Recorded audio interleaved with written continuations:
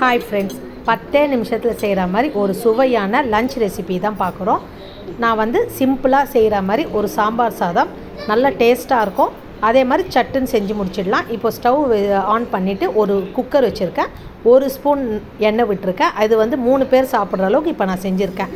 அதில் 1 ஸ்பூன் கடுகு, சும்மா ஒரு 1/4 ஸ்பூன் வெந்தயம் நல்லா வாசனை பொரிஞ்சு நல்லா வாசனையாக இருக்கும். தீயக்கூடாது, மீடியம் ஃப்ளேமில் வச்சு கடுகும் வெந்தயமும் நல்லா பொரிஞ்சதுக்கப்புறம் ஒரு கொத்து கருவேப்பிலை போட்டுக்கோங்க. அதுக்கப்புறம் 2 பெரிய வெங்காயம், சாம்பார் வெங்காயம் தான் அது போட்டுக்கோங்க. நான் 2 பெரிய வெங்காயம் கட் பண்ணி போட்டிருக்கேன். அது ஓரளவு கண்ணாடி பதம் வந்ததுக்கப்புறம் 2 தக்காளி, நல்லா பழுத்த தக்காளியாக 2 தக்காளி போட்டிருக்கேன். நான் காய்கறி எதுவுமே போடல, ஏன்னா என்கிட்ட வீட்டில் எதுவுமே இப்போ அவைலபிள் இல்லை. உங்கள்கிட்ட என்ன காய்கறி இருக்கோ எல்லா காயும் போட்டுக்கலாம். பச்சை வேர்க்கடலை 10 நிமிஷம் முன்னாடி ஊற வச்சு போட்டுக்கலாம். மொச்சை போட்டுக்கலாம், வெள்ளை சுண்டல் போட்டுக்கலாம். எல்லாமே ஊற வச்சு போட்டிங்கன்னா அவ்வளோ டேஸ்ட்டாக இருக்கும். உங்களுக்கு தேவைக்கே ருசிக்கேற்ப நீங்கள் போட்டுக்கோங்க. தேவையான உப்பு, ஒரு சிட்டிகை மஞ்சத்தூள் போட்டு இதை நல்லா வதக்கி விட்டுருங்க. இந்த ஸ்டேஜில் காய்கறி இருந்தால் காய்கறி போட்டுக்கோங்க. நான் காய்கறி எதுவும் போடல, சிம்பிளாக தான் போட்டிருக்கேன். இருந்தாலும் டேஸ்ட்டு செம்மையாக அல்லும். நல்லா சுட சுட சாப்பிடும்போது வாயில் வச்சதே தெரியாது, அந்தளவுக்கு உள்ளே இறங்கிடும். இப்போது இதை பாருங்கள், இந்த அளவுக்கு வதங்கினா போதும்.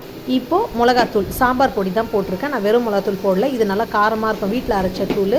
உங்கள் சாம்பார் பொடி ஒரு 2 ஸ்பூன் போட்டுக்கோங்க. உங்கள் காரத்துக்கு ஏற்ற மாதிரி கூட குறைச்சல் போட்டுக்கோங்க. நான் கொஞ்சம் காரமாக தான் செய்கிறேன், அதனால் எனக்கு 2 ஸ்பூன் நல்லா காரமாக இருக்கும். இது தேவைன்னா வெறும் மிளகாத்தூள் போட்டுக்கோங்க, இல்லை காஷ்மீரி சில்லி போட்டிங்கன்னா இன்னும் கலராக இருக்கும்.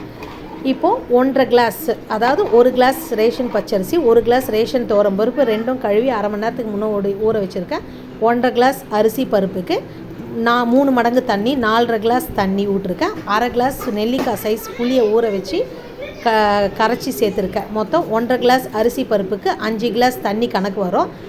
அரிசி ஊற வச்ச அரிசி பருப்பு அதில் போட்டு கலந்துட்டு இந்த டைமில் நீங்கள் டேஸ்ட் பார்த்துக்கோங்க. உப்பு காரம் உங்கள் தேவைக்கேற்ப அட்ஜஸ்ட் பண்ணிக்கோங்க.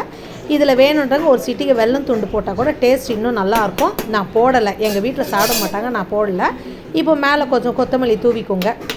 போட்டுட்டு நல்லா கலரி விட்டுட்டு குக்கர் மூடிட்டு ஒரு 5லேருந்து 6 விசில் நல்லா ஹை ஃப்ளேமில் வச்சு வைங்க.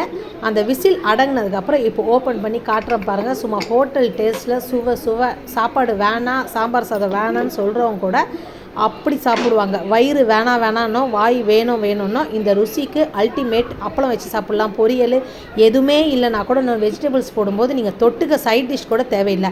இதில் 1 ஸ்பூன் நெய் போட்டிருக்கேன். நான் எங்கள் வீட்டில் நெய் போட்டால் ரொம்ப சாப்பிட மாட்டாங்க, எனக்கு நெய் போட்டால் பிடிக்கும். எனக்காக 2 ஸ்பூன் நெய் போட்டு நல்லா கலரி தர சுட சர்வ் பண்ணுங்கள். சைட் டிஷ்ஷே இல்லாமல் சாப்பிட்லாம். தேங்க்யூ ஃப்ரெண்ட்ஸ், சப்ஸ்கிரைப் பண்ணுங்கள்.